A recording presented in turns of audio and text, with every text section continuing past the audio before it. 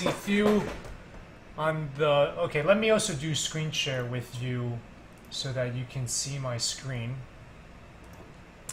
And, alright, let me fix the volume here.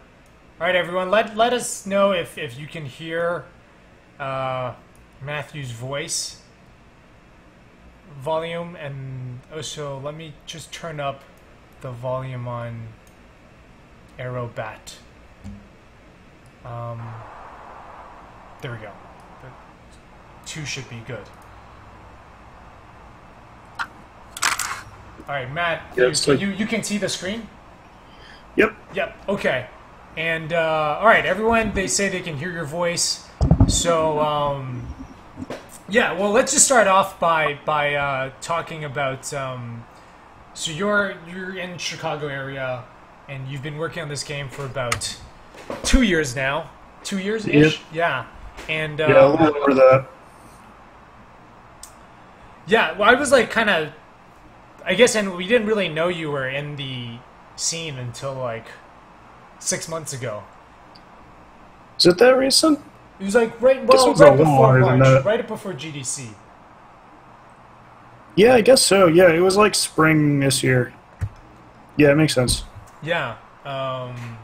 Yeah, there is some white noise, but that's actually the that's the Aerobat sound. Meta real world. Okay, so anyway, let's just go ahead and let's go with the tutorial, right? Because I'll start off with that. Yeah. You can fly or shoot, but not both at once. And this is the frames per second of the game. Down here at the bottom. Yeah. It's just VSync is off. Okay. But it's normally at like hundreds of frames per second. Yeah, because like when it's a 2D game, it doesn't take that much. Right. I've had a lot of people like showing it that are like super impressed because like they're used to seeing a game like there's all the Reddit arguments about like 30 FPS versus 60 FPS. You're just like this, and it's like 400, and they're like, whoa! But like your monitor is still 60 hertz. It's just rendering frames faster than that. Oh, I see. It's not. I didn't like actually make your computer miraculously faster. One weird trick to speed up your game. Turn off VSync. Yeah. Because my game apparently runs at like 15 frames per second right now. We have just a lot of problems. You must throw yourself skyward to attack while in freefall. Click and hold mouse button to power engines. I am playing with a trackball. Oh, you're screwed. Am I? I do have a mouse as well. I mean, I don't know how good you are with the track. I use the trackball for everything. All right. I mean, it might be fine. I can't play with a trackball, Okay. but I don't use one very much. I'm very good with the trackball. Click and hold It's mouse. mostly just being able to get like all the way across the screen very quickly. Right. Click and hold mouse button to power engines. Keep flying to build power. Fly below the line. Target star height. Oh, so this is where I want to be. And then this is my jump height, I guess. I'll just stay quiet unless you want me to explain things. Yeah. I'll see what happens next. Oh, so I can increase the speed by... Oh, very cool.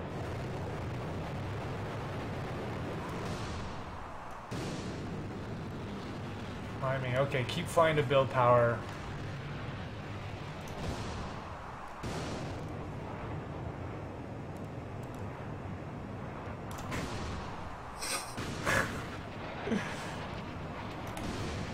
Am I supposed to be seeing enemies soon, or...? No, you're supposed to fly below the line. Oh, this line? Yeah. Oh! there's 2 lines!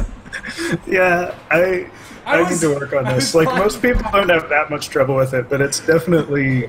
It's caused problems. Oh, this line! Yeah. Okay. The tutorial is kind of a pain because it forces you, like, you absolutely cannot get through it unless you do the jumps correctly. Okay. I guess for some reason I just thought it was like between these 2 lines was like the ideal height, and that was where I wanted to be. So I have to figure out how to make this clearer anyway, because usually what people do is they see target start height, so they fly right below it, like just where it turns green. Right. And then when they flick upwards, they pull themselves past the line, so they're now above the line, and then they jump, and it doesn't register because they flew past the line before they actually did the jump. You can further... You're doing fine because you're flying further below it like you're supposed to, but a lot of people just, like, hug the line. Oh, so you're... Okay, I get it, because you're trying to teach them that, like, you start off... You want to start off your lower and then flick... and then flick up, right? That's what you were doing with that tutorial. Why not have that center line flashing? It might work. Yeah. There's a ton of visual noise already. It might just be more confusing. I don't know. Well, I think when you have the lines, though, it's like kind of not. They do take a lot of focus. I think it wasn't so much that I didn't see the line. I was just confused as to which line you were talking about. Yeah, I don't know how, but I really need to make it clear that, like, you want to be in the bottom part of the screen below the lower line. Right. Excuse me. Although you could always do the thing where you fade at the, like, where it's just, like, slightly darker above. Yeah. Or even just, like, not show the upper line until they're already below the lower one. Right. La Travis says, this game is absolutely beautiful. Yes, indeed. And I want to just talk about this before we get into the game is, you know, one thing that I really, really love is the smoke effect. Yeah. And that's shader stuff that you've done, where you're doing vertex shader and just bending. Not really much in the vertex. Not in the vertex, okay. Just. I mean, I can explain how it works. Sure, yeah, that'd be awesome. So do you know the basic, like, warping UVs to do, like, refraction effects and stuff? Me? No. Yeah. Okay, so... I've UV unwrapped once, and it was a box in Blender. You can take a texture, and, like, you have your texture mapped to a square. I'm going to get my hands on my camera here. Yep. You have your texture mapped to the screen, and for every like, pixel in this quad, you sample a texture value and then display that, I'm trying to make this clear because probably a lot of people don't know pixel shaders at all, but, like, so you've got a square that's your entire screen. You've got two triangles that make a quad, geometry quad over your entire screen. Right. For each pixel on that quad, there's a program that you write that determines the color of that pixel. I mean, it's one program that runs for all of the pixels. That's a fragment shader. Yes. Yeah. And so, like, the way you traditionally do a texture is you map a texture onto that surface, and then, like, for each pixel on your quad, you sample the texture and display the texture at that corresponding pixel. Yep. So you just draw the whole texture onto the screen. But what you can do is you can bend the texture around if you offset the values. So if you're drawing this pixel, but you read from the texture over here, if you do a constant offset, it just shifts the texture. Right. But you can use another texture. You can use anything you want to warp it. But basically, you use another texture and use that texture's values to change the offsets. So, like, I'm reading this point. I read another texture, which is like some warbly noise texture. And I get a value and use that value to offset over here, and then I read from over here. And so what you get, it's basically like how you do, like, water refraction in most video games and stuff. Like, you ever look at water and it's like whatever's underwater is all, like, rippled and distorted. That's the trick that does that, and that's been around since earliest I remember seeing it as Half-Life 2. So that's, like, a pretty old, well-known trick. That's a really clever one. I actually wasn't aware of that. Like, the way I would have done it is just done it with the vertex shader, where I have the mesh and I bend it in the vertex shader and then color it. That accomplishes the same thing. You're just limited by the resolution of your mesh then. Right, yes, yeah, that's what I was going to say was I was like, how are you getting such, like, beautiful curves? Because when I do it, it ends up looking very jagged. But that's also really clever because you can kind of tweak your image you can tweak the other texture, right? Basically. So there's a lot, there's a lot more that goes into it, because that's like the basic idea, just to do the warping. Right. But that's just going to be a constant warp the whole time. So you need an animated texture to animate the warping. So I'm dynamically generating simplex noise, which is, somebody in chat mentioned Perlin noise. It's made by the same guy, similar algorithm, but better. And then what really makes it work is, so I have a frame buffer that it's just empty, like it's pure alpha. And I draw anything on it that I want to turn into smoke. So I just draw like the smoke particles on there. And then there's another buffer. It's like you ping pong between them. So you draw everything onto here. You render the contents of this buffer onto this buffer using the texture warping. I see. So what you get is a warped version. And then that becomes the target surface for the next iteration. So then that surface gets the objects drawn onto it, and then that same thing gets warped back onto this buffer. So you keep ping-ponging back and forth between them, and every step it bends the same pixels more and more, so it just like melts them away further and further. Cool. And then it's just like lower the alpha every frame. I see. Oh, interesting. It's interesting because I never... Like melts everything over time. I guess I never think of 2D games as like being very shader heavy, but I was really wrong about that. I just thought everything was done. They can be. They don't have to be. Pixels. Speaking of Perlin, my old boss actually dated Perlin. Because I think he used to teach at NYU. Anyway. Oh yeah, he did. Yeah. And she was his student, but that's neither here nor there. So let's go ahead and get started. And so, how did you? Hang on a sec. I'm looking at the stream, which is like 30 seconds behind. Oh, now it's gone. How did you get this cloud background on the tutorial screen? I don't know. I saw that. I just was clicking on it. This never happened before. It happened, and I was like, oh, cool. Maybe he's got like a cycling background, and at some point we just hit it. But yeah, I was just maybe you did actually. You might have killed enough enemies to roll over the score, so it triggered the next level, and the next level to start the first level. That probably is what happened. Huh. Great QA. Yeah, this is... So, anyway, I just want to talk about this while we're here, is that, so you obviously are also have done a lot of digital paintings to just in your portfolio, like thew.nu, and so this is, the background here is like a painting of clouds. And then, as is, so then everything else other than the effects, those are all like 2D images? Yeah, it's all painted. The only thing, the smoke effect is all shader stuff. There's obviously a lot of post-processing with like the chromatic aberration and things, but everything's a painting except for the player ship, which is a 3D model that's been rendered out to frames, and that's just because I didn't want to paint 24 separate rotation frames. Travis asked, what tools are you using to make the game? This is your own engine. I remember we talked about this, and you said it's more or less, yeah. Yeah. It's so libgdx is the framework that I'm using, which is not an engine. It's lower level than that. It's if any of you are familiar with XNA, it's a similar level of abstraction. So it's built on top of that. libgdx is Java based, so this is weirdly enough a Java game, although it's got I'm rolling a JVM with it, so it looks like just a normal executable, and you don't need to have Java installed to use it. But yeah, so there's no real engine code. It's mostly just, oh, you dragged your, yeah, there it is. Yeah, sorry, I wanted to grab your video to just post on Twitter, but keep going. There isn't really an engine so much as just a lot of code that draws a lot of sprites on the screen. Like, if I wanted to reuse this to make a different game, it would be basically useless. And it's and then it, just for all the digital paintings, that's all Photoshop? Yeah, Photoshop and a Wacom tablet from 2004.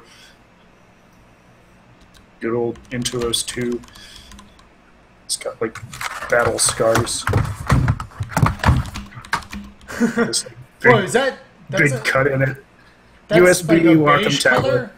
I've never seen It's that. silver. Oh, It's okay. got that like early 2000s like rounded like Dell Dimension look to it, but it is silver at least instead of beige. It's not quite that old. It's great. Like Wacom's stuff is so good. Like they keep releasing new versions of their tablets, but the tech hasn't changed in 15 years. Like there's no reason for it to. Yeah, sort of the they forgot to build in the what's that called? People talk about with Apple where they build it in so it's like within 5 Planned years. ops. Yeah, planned obsolescence.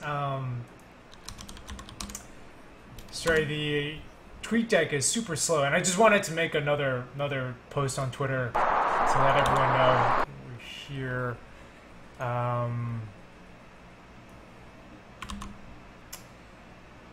And then also, so you had actually gone to school for computer science.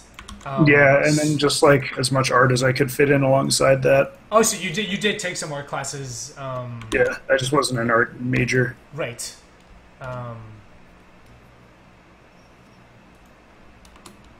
Hold on. TweetDeck is insanely slow. I don't know why. That's odd. It's usually fine for me. Oh well, Well, it's like when I type the desktop version that they've like you can't actually get anymore. Oh, that's the one I have. But when I type it, like there's always a lag in the typing. I don't know if it's just me. I guess it must be. It hasn't hit me at least.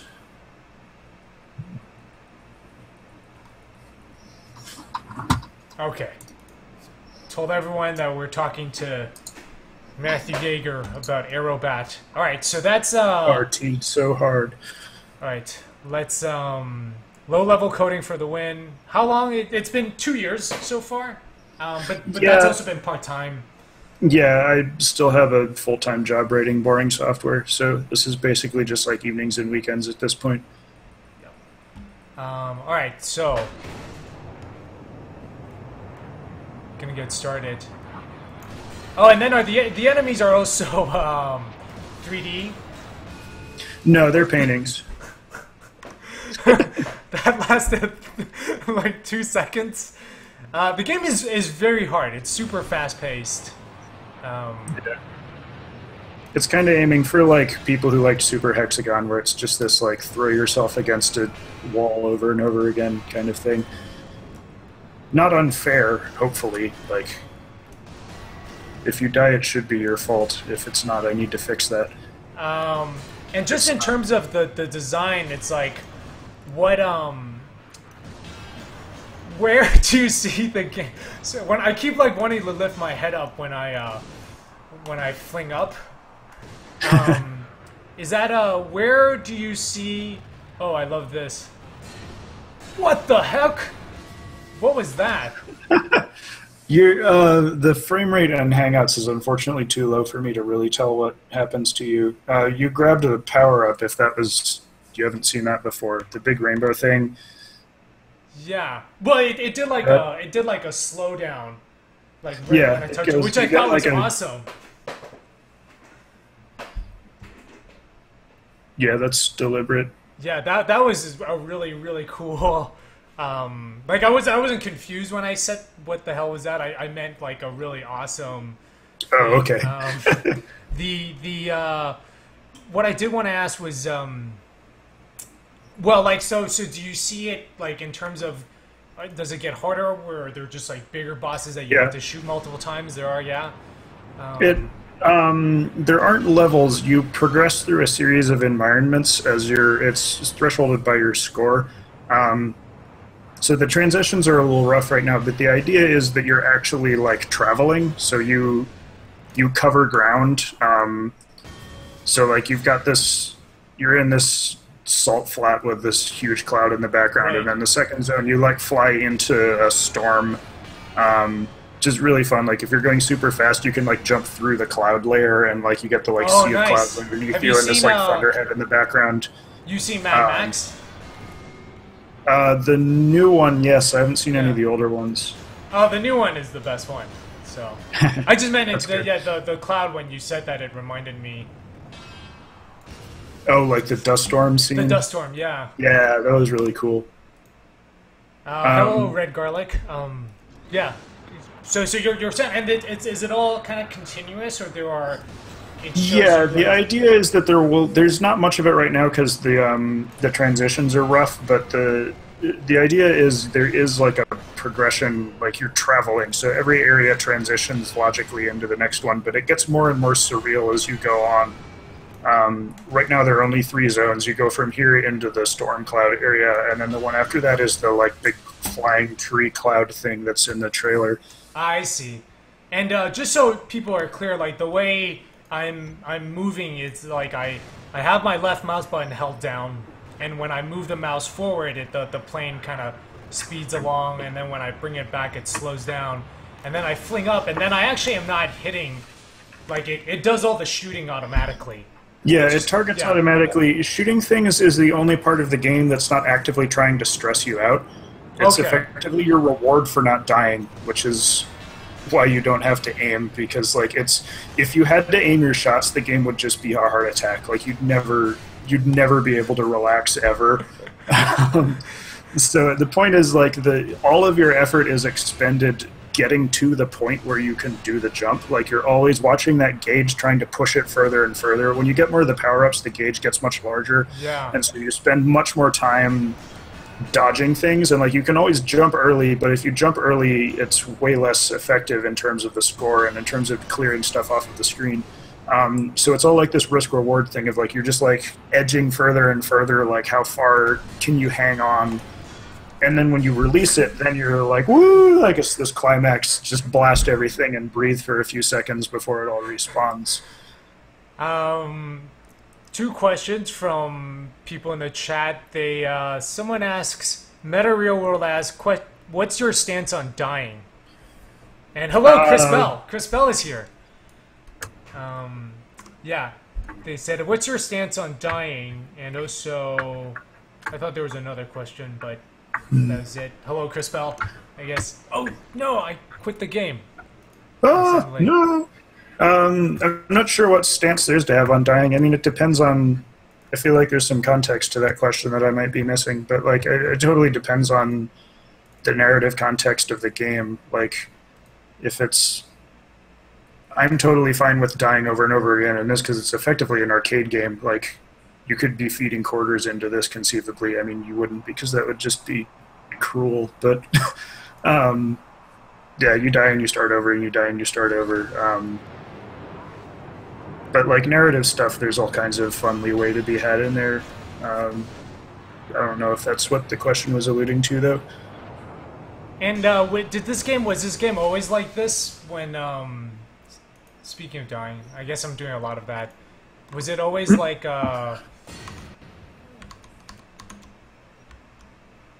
Was it fast arcade game thing? Yeah, is this how it started? Or I'm just kind of curious. Yeah, it came out of a Let 'em Dare prototype, which was like there were basically no graphics. Like you're just a red triangle. What was the theme of that Let 'em Dare? That was minimalism, which was stupid. Okay. That was like the worst Let 'em Dare theme ever. Like what Let 'em Dare game is not minimalistic? Like that's the whole. It has to be, but yeah, that was where the whole one button who is going control over the came top from. for. Oh, I see. And so it was like one button and trying to get this sense of speed out of the controls, actually, because like the prototype didn't really have graphics. You're just like a triangle. The idea, like it's thankfully it looks really flashy, so it still demos well. But if you're actually playing it, it feels much faster than it looks even. And that's because of how the control scheme works. That you don't. Like every other shmup, you push up on the joystick and your ship moves upwards, and you push sideways and you move sideways. And so like you're always inside the box of the screen, and it's very much about like moving within that box. So even if the background's scrolling past really fast, like it doesn't really feel like you're moving quickly, because what you're focusing on is like the screen space that you live in. And I was trying to get away from that, and so like the sense of velocity comes very much from the fact that you're pursuing the cursor. Like you don't moving the cursor doesn't move the ship directly. Moving the cursor steers the ship. The ship is directing itself towards the cursor, and it never quite hits it. It's always like chasing it. So it feels the movement feels like steering something rather than moving something, which I think makes a huge difference in selling the sense of like on this edge of control, like blindingly fast kind of thing. And is that something that that took a long time to figure out? Like that was always the one thing that really impressed me. Not just the visuals, but like just in terms of game feel. Because that one is so much more ephemeral, like a weird thing to nail down, right? Like Yeah. Were there games that like were big influences? The biggest one, like the chasing the cursor thing, I mostly got from Solip Skier, which is, I don't know if you ever played that, but that's Greg Wolland and. Oh yeah. I do. Yes, this actually does remind me a lot of Solip Skier. Yeah, I didn't know they were Chicago-based either, which was super cool. They are. I actually met. It was funny because Solip Skier. I didn't really play games until I started development of mine, but I remember playing Solip Skier in college when I was procrastinating. Yeah. And I met Mike and Greg. Yeah. So that's I guess that was like a big game back in the day. Yeah. So that was a big influence, and then also F-Zero GX doesn't have it's nothing like the cursor feeling, but it's the only other game I know of that like totally sells its movement through the controls. Like it feels like I would highly recommend that game to anyone who hasn't played it. It's seriously like the best arcade racer ever. It feels like you're piloting a fighter jet at Mach 4.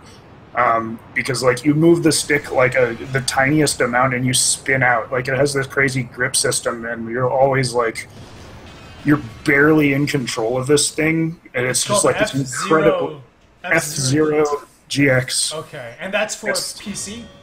No, it's for the GameCube. Okay, I see when you said it's where Captain Falcon and like Smash Brothers came from. I see. But it's the GameCube one.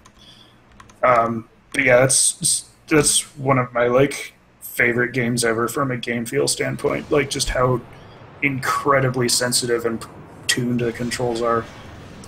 Have you had Mike and Greg check out the game? Yeah.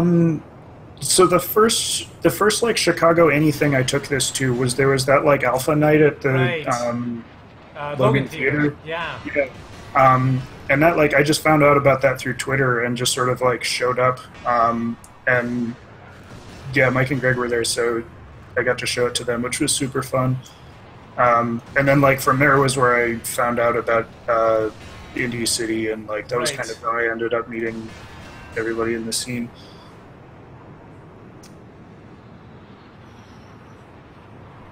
Do I all of a sudden have 2 bars now for a second? Yes, Power does. It adds another bar layer, which lets you charge the gauge further, which lets you jump higher, which lets you shoot more dudes. Scoring isn't explained anywhere right now, but it's a geometric series. There's that combo meter, and every enemy that you shoot adds 1 to the combo, and every enemy is worth its base value in points times the combo, which means it curves very dramatically upwards as the combo number gets higher and higher. It's a geometric series to anyone with enough math background to know what that looks like. So I haven't gotten to talk about this before, actually. This is cool. The time it takes to fill your gauge is actually very carefully tuned to the geometric series curve, such that jumping at max power is always the fastest means of gaining score. Like in terms of like points scored per second, taking into account the amount of time it takes to charge up your gauge, jumping at full power is always optimum, because jumping at full power lets you jump enough higher that your combo goes up high enough that the curve gets really sharp, and you start outpacing any smaller jumps in terms of score gain. When you say geometric, so that's like x to the power of 2? No, that's exponential. Right. Geometric is. I'm not afraid of looking stupid on this stream.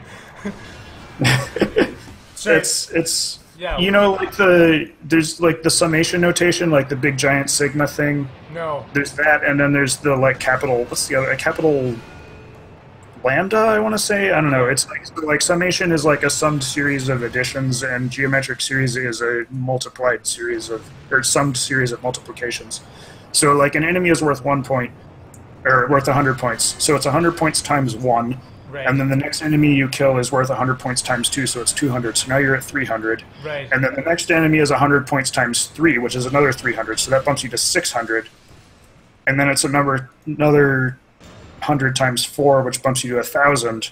So the curve, it's not nearly as sharp as an exponential curve. That just like rockets up into space in an instant. But right. geometric series is just this very nice, it picks up very sharply towards the end. So like when you get up into like 20 combo or something, you suddenly get 2,000 points for one shot, where like lower jumps wouldn't even get you 1,000 points in the entire jump. So like if you're really good, you can almost like be like the top player could be way ahead of the second best player. Yeah, you blow away the scores. Right.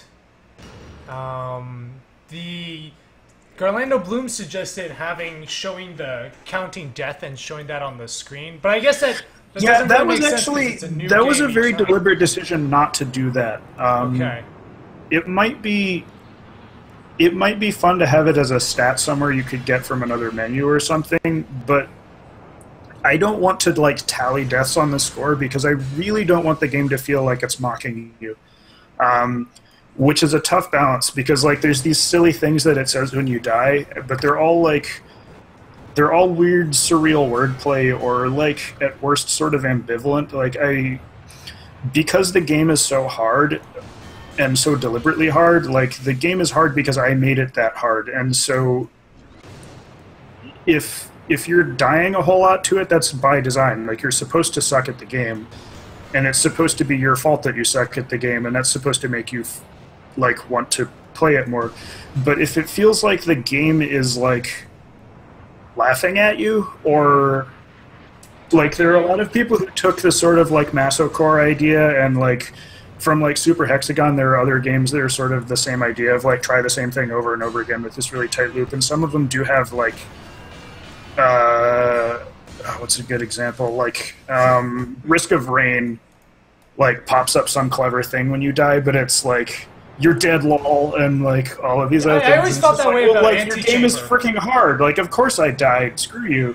Yeah, I think the only game I've played that's had something similar is Antechamber, because it's like you'd spend like half an hour on a puzzle that involved turning around, and then you make it past the door, and then it's like looking back helps you move forward, and you're just like, oh, fuck off. I haven't actually played Antechamber. Yeah, but it has a lot of that. I think where it's like, but that's because the game is sort of, you're more like a conversation with the designer, and he's like, hey, well, you should have thought of this kind of thing. Yeah, and like that's just sort of being a jerk. It's punching down. But yes, like from what people are saying in chat, the stats page is cool, and yes, I should probably include a stats page, and that may end up in the game at some point, because it is fun. It is fun to see, but it's like, I don't know, what's a good example? Jumper, best Masocore game ever. It gives you like your deaths like on a totally separate. I don't remember. It's been so long since I played it. It's not throwing it in your face. You have to go look for it, and like, I think it's actually like when you finish the game, it gives you like a stat page for like your entire run, and then it's cool because like you already won. It's over. It's like, oh wow, it took me like 1,200 deaths to finish this game, but I did it. Rather than I died again, tick goes up. So as I'm playing, I'm sort of starting to know like one thing that I'm doing a lot more, which is letting me get a little bit further. I don't know if it looks that way, but I am. It is like you do really need to fly around. Like I think when I was starting out, I tended to be just like I would just stay here, like all the way to the left. But really, it's like you want to get back here, let them come back, and then do this. So it's kind of weird. It's kind of really cool that you're sort of developing these strategies All of this will be very intuitive to someone who already plays shmups. Which I don't. But yeah, you tend to pick. Most people don't. Like, it's a very niche genre. But that's something you learn very quickly in most of them. That like your instinct is to just like top down usually. Like you flee to the bottom of the screen, but then you can't move backwards any further. So you can only dodge in 3 directions. So you're actually like hugging the wall is the most dangerous place to be because it limits your options. I mean, once you point that out, it's like super obvious. Yeah, and then the fact that they chase you a little bit. So, like, you effectively herd them. Right. It's a very established technique in shmups to the point that it has a name. It's referred to as streaming. You use the position of your ship to control the mass of enemies in order to, like, herd them around so you have more room where you want it. I love that there's but again, like, that comes out just sort of intuitively from feeling out how things interact with you, so I don't need to explain it. Right. I do love that there's sort of kind of this language within this genre. Yeah, which I you know, I'm much more familiar with that in like puzzle games. But I guess I never thought of the equivalent in other genres. And do you play a lot of shmups? I do. I'm terrible at them. It's weird. I love the genre, but I'm not nearly enough of a like really highly skilled player to actually be much good at them. Like the only Toho game I've beaten is Perfect Cherry Blossom, which is like the easiest one by far. But yes, I like them a lot. I like games that are like this sort of fast, tight challenge. Like it's a very specific thing that you have to master, but you can get really good at it. Oh, in general, like I like. I thought I was doing I like really a lot well of other there. games too. Yeah. Let me see if there are any questions here. And then I know because you talk a lot about some Japanese artists in terms of their aesthetics, which are big influence. I actually don't know who you're talking about a lot of the times. But I was. Do I reference Japanese? I was talking about there is Eureka just that 7 one the other guy day. who, like you said, is sort of. Oh, Akihiko Yoshida. Yeah. He's a character designer, though. You're not. It's not even like when he does work, it inspires you. It's like it's exactly the kind of stuff you wish you were doing. Yeah. Yeah. The only really Japanese influence on Aerobat, I would say, is the pink and green, pink and blue contrast is kind of ripped off wholesale from, and I don't remember his name, but it's the guy that did 5 centimeters per second and a bunch of other stuff. And is that like a game? I've never even. No, it's a movie. Okay. There's probably somebody in chat who remembers his name because he's like super famous. He's basically like the new generation of Japanese animation artists in that like his workflow is fully digital, and so he's able to do things just like paint colors into the shadows, which is what I did with the cloud. And he has like the traditional the anime aesthetic. Yeah, but his backgrounds are like incredibly detailed. Anyway, like that style of his has become extremely influential to the extent that like if you go to like Pixiv, you see these colors just everywhere. And I just sort of ripped it off wholesale for fun. You're talking specifically about the blue-red in the background. Yeah. Anyone... I feel dumb that I'm forgetting his name. I'm just drawing a total blank. But like anyone who like pays attention to anime art will see that immediately, which is I think why a lot of people are like, "Oh, it's an anime game." Huh, interesting. That's not like, what I thought of. But I also don't watch a lot of anime, so I don't really either, to be honest.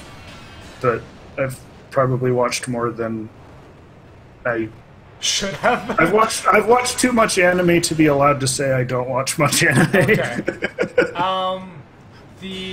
David Kilmer wanted to ask about the parallax in the clouds. Oh yeah. They're just sprites. They are the blur's just painted into them because they're never stationary.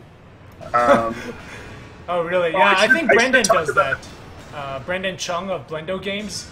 His blur, it's in 3D, but they're actually baked into. I should talk about the parallax system a little bit actually because I'm super proud of it. It's the game is not 3D. it's all just stacked sprites. But the clouds themselves, like anything that's in the background, has a three-dimensional world position. What the yes? Oh, you made it! No. My trackball actually kept moving, like just the way, and it was like slowly, like really pretty far into the middle of my desk by the time I got here. Nice, 16K. Yeah. It's my best one yet. Yeah. Do we play PS4? Yes, I do. I don't have one. But sorry, you were continuing with the parallax system before I interrupted you. Yeah. So the clouds all have a depth. So like there is like a z distance associated with each sprite, and completely on the CPU side, like not actually using any 3D acceleration at all, I'm doing a stripped down version of the same projection math that would normally be done by the 3D hardware in order to figure out what scale and what position the cloud should be at. And so the parallax system is actually a virtual camera projecting three-dimensional objects at the appropriate like positions and depths. And it's all CPU. Yes, and so if you, like in that second zone, if you have all 4 bars, you can jump and actually get up above the cloud layer, because the cloud layer above you is a giant stack of parallax sprites going back towards the horizon, and so you can actually move up above them and see them down underneath you, and the projection math is all actually correct.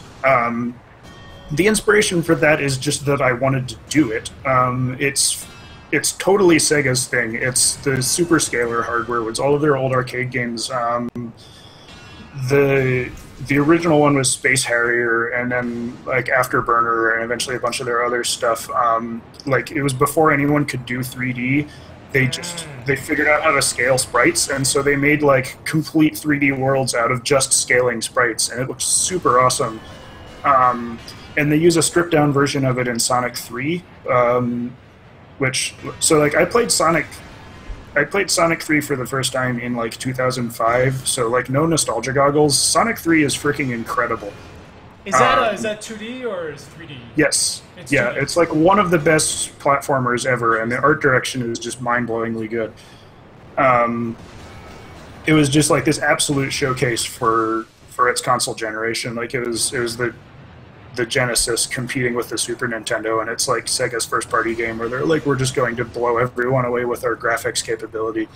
And they did this same like background thing. Like the backgrounds, they have a horizontal parallax, but they have a vertical parallax too. So like as you get up higher in the level, you can see the background like laid out underneath you, because it's all made out of just these layers of sprites going back into the background. Oh, I see. So it has this like vertical parallax as well as horizontal, and like some of the levels have a water layer. And so, like, the water surface is just a bunch of really thin strips of sprites, and there's, like, just stacks and stacks of them going backwards, and they parallax vertically. So, like, they stretch out vertically when you're above them, so you're looking down at them. And then when, like, you get down underneath them, then they sort the other way. So then there's still, like, these stacks of sprites, but they are sorted on top of the regular background. So it looks like you're, like, looking up at the surface of the water from underneath, just from having moved below this layer of sprites. Oh, wow. So it's exactly the same way I did the rain clouds. Like it's just this stack of sprites, and they parallax across each other vertically. It's just such a ridiculously cool effect. I always wanted an excuse to use it in something, and half of Aerobat is just like things that I wanted an excuse to put into a video game. So. And 90% of that is clouds. Yes. Yeah, and has there been like a lot of research into sort of specific clouds and the ones you want? Well, like I know what different cloud types are and could like name them, but right. No, but I meant like in terms of the choices of the clouds that are here. Not really. It's not mostly really, just okay. stuff that looks cool. Yeah. The smaller ones are really only there just to sell the speed effect. Like, you need the parallax to feel like you're going fast. And I notice now that as I'm looking at the background, there's also just these lines. Yep. The lines are silly. The lines are actually trails on the enemies. Okay. They're stripped down versions of the like sine wave trail on your ship. Right. Those are a holdover from the the Let 'em Dare prototype, where there wasn't a background at all. The only thing you had was the controls to make it feel fast and the wave trail on the ship and similar trails on the enemies. And so, like, I've left them in, but they're so transparent, they're almost invisible, and they kind of don't really fit with the art style anymore, so I should probably just drop them and have the only... I do think they add a lot the to the... Or maybe, you know, I do think they look kind of... I don't know, the game feels really fast, I don't really know what it is. Yeah. That's a lot of things at once, and it probably does contribute to it, because it gives you kind of the, like, anime speed lines, even though that's not actually what I designed them as, but it works. What is your biggest combo? Right now, the highest you can get is around 15 or so. I'm going to be tweaking that, because I want you to be able to get higher combos. There's some other stuff in the works that I don't really want to talk about, because I don't know if it'll be in the game or not. But I want some kind of way of, like, chaining multiple jumps together, potentially. Well, this is total, like, don't quote me on this, because it may not ever end up in the game, but, like, basically Tony Hawk manuals where you can, like, keep chaining your combo longer. So you could potentially end up with much higher combo numbers, but right now max is about 14. You can land... Theoretical max is 18, I think. So there's new enemies that spawn in the second and third zones. Why is there a theoretical max just on? Because I'll explain it. Because your jump has a fixed duration with the amount of power it gives you right now. Like you can only jump so high. You can land 14 shots, if I recall. But some of the enemies take 2 shots, but give you 2 combo when you kill them.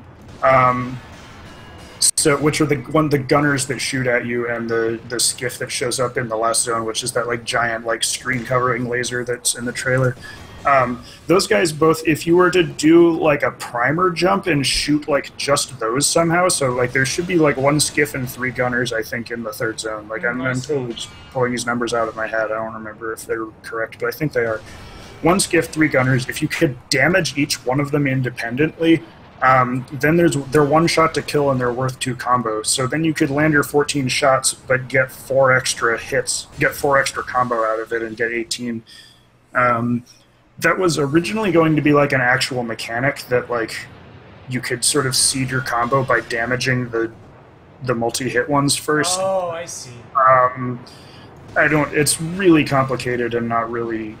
I don't think it's actually an optimal way to play the game at this point because of how much I've rebalanced other things, so it might just go away entirely. It is actually really hard to, at least for me, to see what it is I'm hitting. Yeah, it shoots whatever's closest to your cursor, so you can actually aim it.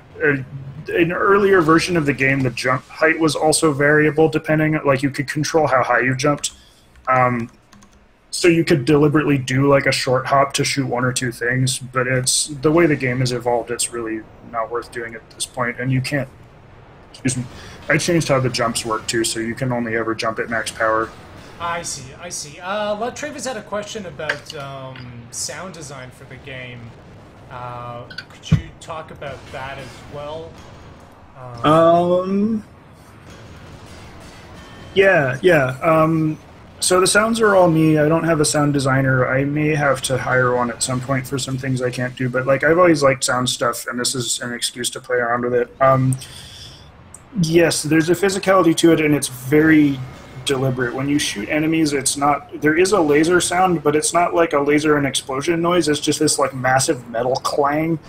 And that was very much on purpose. I just thought it would sound awesome, and it turns out it did. That, like, you don't... It's not like you're just shooting something and it's exploding. You're just, like, punching this thing with a laser so hard it shatters. Right. So there's just, like, this massive metal noise when you hit stuff. That... I think subconsciously that was probably the most inspired by One Must Fall, which was an old fighting game for DOS. You're like these giant robots punching each other, and I've forever loved the sound design in that game because it's just this, like, fantastic, like, 100-foot tall robot smashing another one with a metal fist. Is great sound design. And I wanted to make a sound similar to that for this, and I mean, I made all the sounds, but it's kind of Yes, somebody in chat is screaming about One Must Fall. It's so good.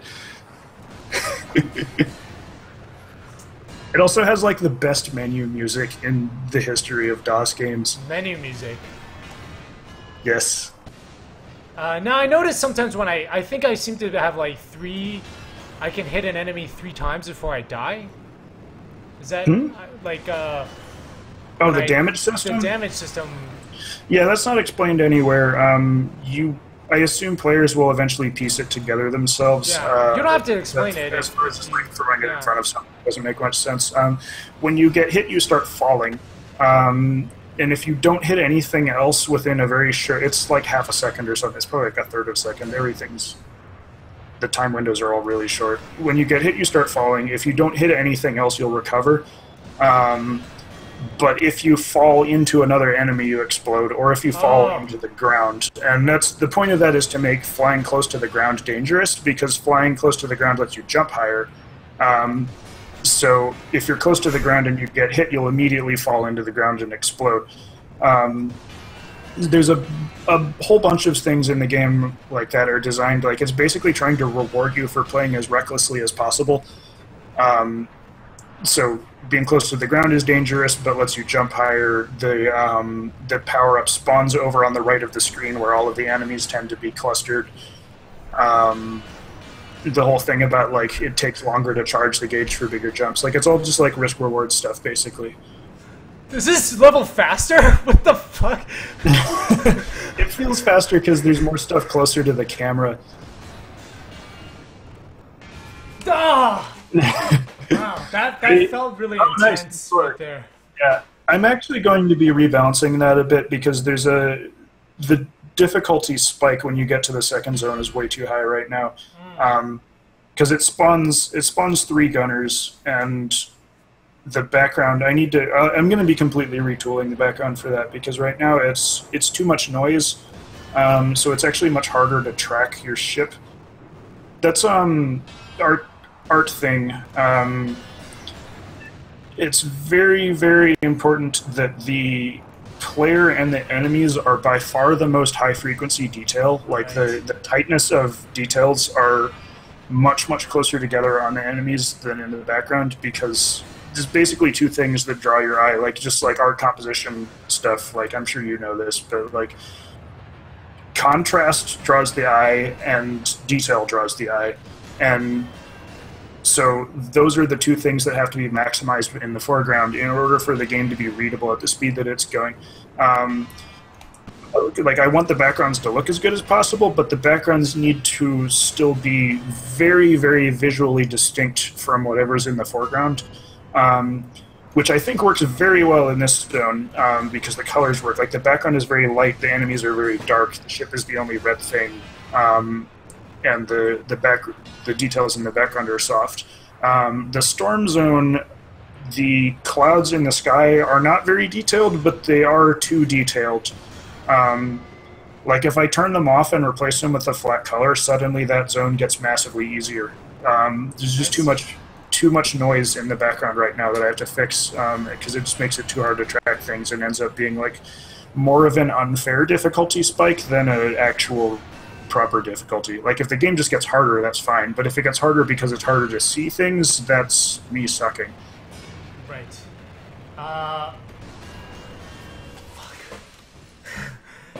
Someone asked about background music. Is that in the works, or is this like a... I am still working on music. That doesn't mean email me your SoundCloud link, but that's like every event I go to, I get like 3 more cards from like random people trying to do music. I get like 3 of those a week on average. Yeah, I feel so bad for anybody trying to sell themselves as a musician, because it's like, there's just so much. Everybody seems really desperate. Everybody just gets Disaster Piece. Yeah. I don't want to get Disaster Piece. This is very deliberately not retro. It's very 70s, but it's like a modernization of 70s aesthetics. It's not like, look at how the 70s we are. Right. I mean, I love Disaster Piece. I just think it's kind of funny. No, I love him too, but like the retro thing is really being overdone lately, which is frustrating. Like, he's fantastic. I love his stuff, but like, everybody gets chiptune. But the music in the trailer is Jason Kuhi, who's freaking awesome. He very complicated stuff around music, but he composed that track for one of his games that ended up getting canceled, and it's like he's got it on his Bandcamp. Like, it wasn't written for the Aerobat trailer, but he permitted me to use it for the Aerobat trailer, so that's where that music is from. The game itself will have original music, but that's still in the works. I'm getting a lot better. Yeah, you are. Why? It is really fun, and the second part definitely feels insanely fast. I keep dying because I keep clicking outside the window. Oh crap! Yeah, I need to lock the mouse.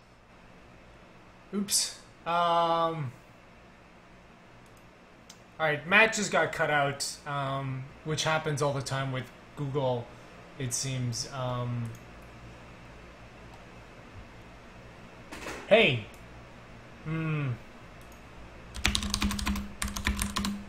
gonna have to end it again.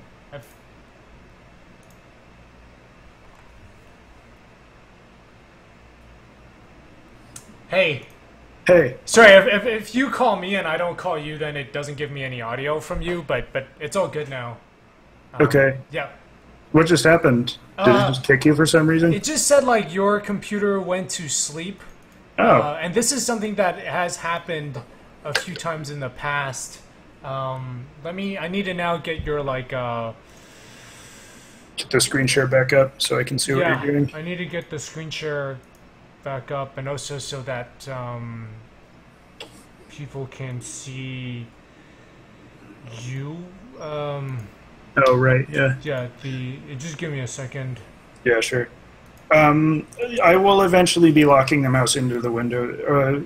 Earlier on, like I said, I reworked how the jumping worked, because originally you could vary the height and stuff. And the earliest version of the way jumps worked actually benefited from having the mouse unlocked, but now that that's changed, I should lock it again because it really screws things up if you click outside. The game has no pause button. I was like, game dev tip, design pause into your game from the very beginning, because if you want to add it later, you're screwed. What do you mean, like, if you hit escape? Well, but I don't think this is a game that should have pause, right? And that's why I didn't bother. I was like, it's going to be so much work to make it pausable. Whatever, escape just quits. Right. So, like, the more prudent thing to do would be pause the game if the window loses focus, but... I see. And then just in terms of specific film references... you said, like, there was the guy, who's the Japanese artist again? But he's more character artist.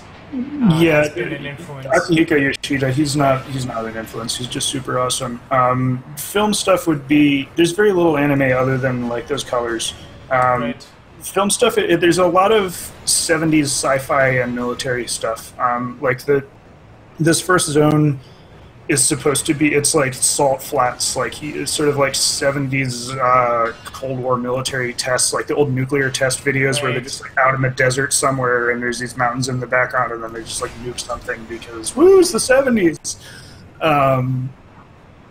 And like, I just love the visual stylings. Like, most of my favorite artists are from the 70s for some reason or another. Roger Dean being the biggest influence on, like, my painting in general, not probably so much evident here. Like, he did all the covers for Yes, if you've ever seen any of that stuff. Wait, who is this guy? Roger Dean. Roger Dean, okay. And then, like, it's so in keeping with the whole, like, nuclear test and that sort of thing, it's very deliberately emulating a 35mm film camera. The perspective and stuff is all set up to basically look like you're watching this, like, the perspective is really compressed, so basically like you're watching this whole thing from a telephoto lens on a mountain like 5 miles away. I see. Which is so it's like this very compressed perspective, which is why the speed works so well because you've got this like stuff just flies past the screen super fast because it's a telephoto. And then all the film grain. The film grain's actually like I found some scans of actual 35 millimeter film grain and threw that on there, so that's fun. And then like the chromatic aberration. Chromatic aberration exaggerated quite a lot. I could talk for a long time about chromatic aberration because a lot of people just like slap it on. It's one of those things. It's like lens flare. Like if you don't know anything about art, you can just throw it on there and it like makes everything cooler. Right. So then everybody does it. So then it becomes tacky. Except that like you can actually use lens flare really effectively as an aesthetic thing. You just have to be careful with it. And I would argue the same for chromatic aberration. I would actually like to just hear about a bit of the chromatic. It's like. Are you saying just the way you are splitting up the colors? Yeah, mine's very special. RGB isn't actually how light works at all. I've ranted about this before, and we'd be here for 4 hours if I go on that rant now. But that's for another stream. That's for the marathon charity fundraising stream. Few complains about monitors for 4 hours. If you raise enough money, he'll shut up. But like everybody who does chromatic aberration just splits the RGB channels because that's really easy to do in a shader. Like you just sample the 3 color channels at different positions. But RGB isn't how light works at all. RGB is just a really, really, really oversimplified model that happens to be able to hit about 40% of the colors that you're able to see. Really, like your monitor can display 40% of like like you can see so much more than what your monitor is able to show, and that's the limitation of RGB. Wow. An actual camera lens, chromatic aberration comes about because different wavelengths aren't evenly distorted, aren't evenly bent by the lens. Like the purpose of the lens is to focus all of the light rays onto the film. But higher frequencies tend to get bent more than lower frequencies. So what happens is you get this, in most cases it's a blue and yellow fringe because like all of the blue gets bent off of the yellow, or sorry, off of the rest of the spectrum. And so like when you pull the blue out, you get a mostly yellowish tint. So you get these fringes where like one side is kind of bluish and the other side is kind of yellowish, and it's like it happens more around the edges of the image because the outer edges of the lens are more sharply curved and therefore more affected. Is this something that you would be able to see if you just had an old camera and looked at images? It totally happens on... usually crappier lenses do it more. A high-quality lens will have much less aberration, but because this is digital and digital is always perfect, I have to exaggerate the imperfections in order to sell the idea that it isn't digital. Right. But like if you look at 2001: A Space Odyssey is probably the perfect example of the kind of camera aesthetic that I'm going for. Interesting. And you can definitely see it in in some of their shots. Like there's just this little, very subtle color fringing around the edges, and it's very unnoticeable, but it just makes a huge bump in realism. Same with the vignetting around the edges, which you're also doing. Maybe I should look into that too. But that basically, yeah. So I shouldn't be using Unity's default chromatic aberration. Which is the source of your frustration. At least. Yeah, but no, I think that's right because it doesn't look right. Simulating is a spectrum, and so it shifts. Instead of just splitting RGB, it splits the whole thing up into chromaticity and spreads it out based on the wavelength. And instead of just doing the higher frequencies, I'm doing the whole spectrum. So what you actually get is like a rainbow effect. It's very pronounced when you get hit. I just like scale up the strength of it like crazy, and so you get like everything just turns into rainbows, and it looks freaking awesome. I have to say, this is like normally I am really annoyed too, just like especially just with how commonplace the Unity chromatic aberration is. But you were talking about it. You mentioned like it's built in Unity now, so I was like, oh, that explains why it's everywhere. But it's always that like green and you always see like the green and pink lines. Green and magenta, yeah, because they split the green. Apparently, Unity's default is just to split green. If you only split one channel out, then you only have to do one extra texture read instead of 2. So like Grand Theft Auto 5 pulls cyan out and leaves mostly red on the other side, and so they only need to do one sample. Unity apparently defaults to pulling green out, which leaves magenta on the other side. But that's ugly. I see. Oh, but yours is Yeah, because I noticed yours does have that beautiful rainbow color, and now I think this, especially right now when I'm not looking at the it's like the film grain is much more pronounced. Yeah. Film grain's great because it compensates for the deliberate lack of detail in the background. Like, the background is all very low frequency detail in order to let you see the stuff in the foreground. Right. And then you add that film grain in there, and it just adds this like very light layer of high frequency detail, and it works really well for sort of unifying the look of everything. It's interesting because normally that pretty. stuff is sort of used the wrong way, but here I feel like it doesn't detract from the game at all. And yeah, like I feel like I'm getting away with it because I am specifically, like, it's a very deliberate aesthetic. There's a type of camera that I'm trying to look like. Right. And then it's not here. Oh no, it's still here as well. Yeah. Yeah, it's just everywhere. Well, I think it's. Oh, you can see the rainbows really well on the moon up there too. Ah, right. Yeah. We are kind of wrapping up. It's almost 10. Yeah. But just so people have an idea, you are on Twitter, Amazing Few, which is on the bottom of the screen, and then the website is Aerobat. Which, so you guys, you passed through Greenlight. You're on like in like 2 days. It was like 6 awesome. days. Okay. That doesn't say anything though. Like, Greenlight's this weird voodoo that nobody understands. Yeah, but I think even the reception shown around that time, clearly people are excited. Certainly I am. Do you have any? I'm the worst person to ask to judge hype. Do you have any news that's like stuff coming up that people should know about where you're showing the game? Nothing. Not really. There is potentially another show that I'm going to be at fairly soon, but they haven't like officially announced their list yet, so I can't really say. Yep. Yeah, not much in the works right now. It's basically this.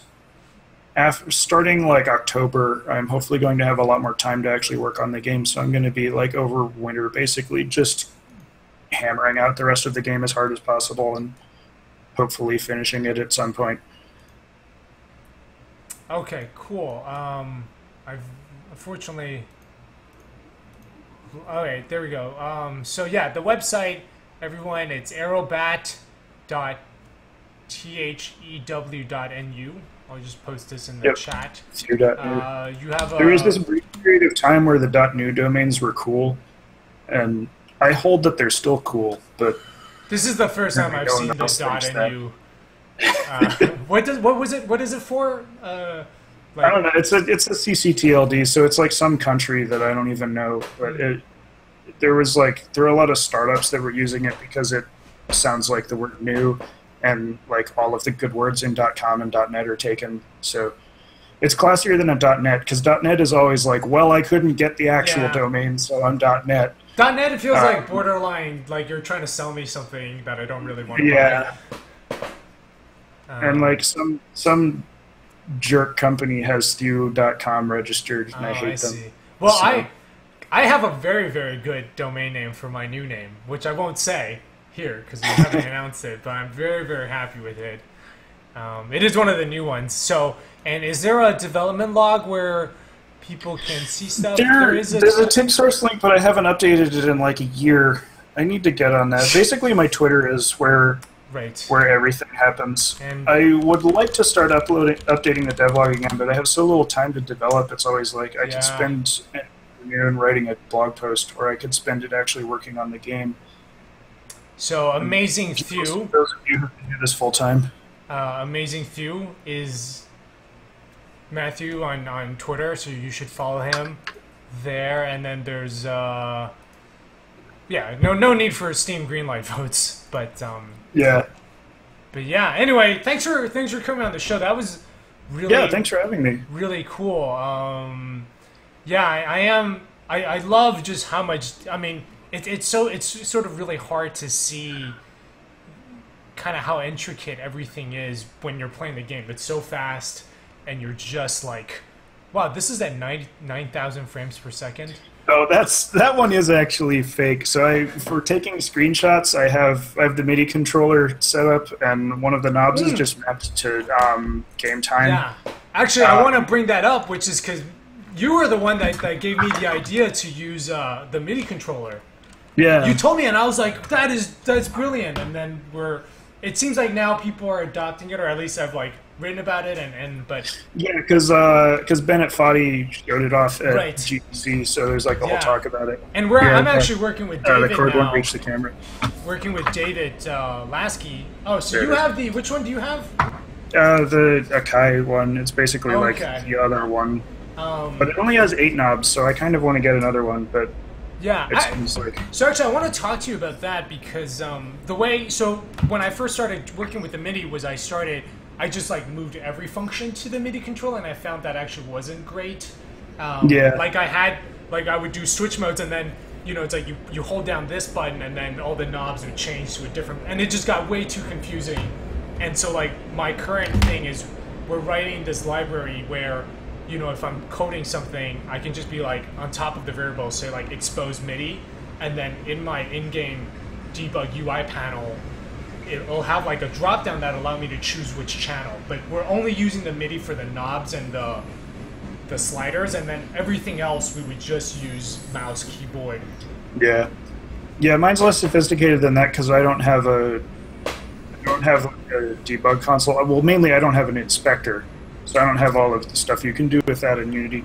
So in my case, I've set up just some library code that reads from the MIDI controller, and I can just call like knob as a function that will return the value of whatever knob index I give it, and then I can pass in a range, and I usually just multiply that by whatever value I'm dealing with, and then whenever I quit the program, it prints out all the knob values, so I can just paste it into the code once I've found the value that I want. And do you do the only other cool thing is it writes all the values out to a file and loads them when you start the game next, so you don't have to do that thing where like, because MIDI only gives you values changed, it doesn't like load the values off of the controller. Right. So it writes them all out when you quit and then loads them back in. So as long as you don't move the knobs in between runs, it'll remember the same values. Oh, I see. I have a button that basically goes into like ignore MIDI, and then that like it just doesn't, it ignores the input. So like you can have it, like do you have it so you can have infinite scrolling? No, I just pass in a range. Oh, I see. I do it so like it's like if I hit to the top, like I have one where I can change the speed of adjustment, so I can have like I can hit one button and it'll keep multiplying the adjustment speed by 2, or I can keep dividing it by half, and then I have a shortcut where it just goes straight to 1. But that way it's like I can either be tweaking like 0.0025 or just going from like 100 to 1,000. Yeah, there's a ton of different ways to set it up. The first way I had it was like I have 8 knobs, so like I had 4 of them were the values and the other 4 were the range. So I could use like one knob to choose the range for the other knob, but that ended up just being way more confusing than useful. Right. And it also halved the number of knobs I could use. So at this point, yeah, sorry, go on. I just punch in whatever range I feel like using in code, and that's usually close enough. Right, I guess ultimately it's like whatever you. Sometimes you don't need that whole full-on thing. And it depends a lot on your coding environment too. Like I don't have an inspector, but I can also just like make a code change and run the game, and it comes up almost instantly. So I can just be like, throw the knob on this variable, and then it will tweak that variable. Do you have the problem then of like you have to kind of tweak a bunch of knobs before you find the right one? No, because I usually don't. It's pretty rare that I have more than like 3 or 4 dependent variables at once. Oh, I see. Like I don't. The knobs are. They're basically only used for setting things up the way I want them. So when I'm tuning something, I set the knobs to control the thing that I'm tuning and nothing else. And as soon as I have the numbers where I like them, I assign those as the defaults for the variables and remove the knob references. Oh, I see. Right. So the knobs will usually only ever affect a handful of things, which are the things that I'm working on right now. Oh, I see. Okay, because yeah, I guess the way I'm doing it is I'm trying to set it up so that like I can have the entire game, and as I'm showing it, as I'm demoing it to someone, because I think, well, obviously my game, because I'm first person, that I want to be able to tweak like movement and head bob, rotation speed, and so it's just this whole set of things. Well, I do that too. I tend to do them serially. Like I get all of the values that I want for one effect, and then I don't mess with them anymore. Like the smoke effect has about 6 different parameters that I can play with. But at this point, like I had them all on knobs when I was tweaking it, and now I have it where I like them. So I just, if I wanted to go play with them more, I'd have to go write the knob code back in to I do it. I see. Yeah, cool. Well, anyway, thank you all for joining us. This is Matthew Yeager, Aerobat. Super fun game. I'm really excited about it. I might play some more after the stream is over. But yeah. Yes, if you can see if you can knock the Polygon guy off of this scoreboard. Oh, is he on it? What's his name? Yeah, Nick Robertson. Oh, that's who he is. Okay, wow. I think one of those is an IGF judge too, or an IndieCade judge, but I don't remember which one. Awesome. Well, thanks for joining us, and I'll see you around in Chicago. Yeah, totally. All right. See you, man. See ya. All right. And thank you all for joining. That was a really fun conversation. Maybe we'll get Matthew back again sometime and talk more about shaders and chromatic aberration. But anyway, I will see you guys. Have a great weekend. I'll see you guys next week, Monday through Friday. So Monday, Wednesday, Thursday, Friday, it'll be 8:30 p.m. to 10 p.m. Central Time. On Tuesday, I'm actually going to try doing it in the afternoon, so it'll be like 2:30 p.m. Central Time. I'll put it up on the Twitch page so that people in Europe don't have to stay up super late. And because I also want to start talking to European devs about their games. There are a few games I like to talk to them, and I can't really expect them to like stay up till 3 a.m. to come on the stream. At least not yet. But anyway, if you like the stream, you should follow and go talk to Matthew on Twitter, and I will see you guys later.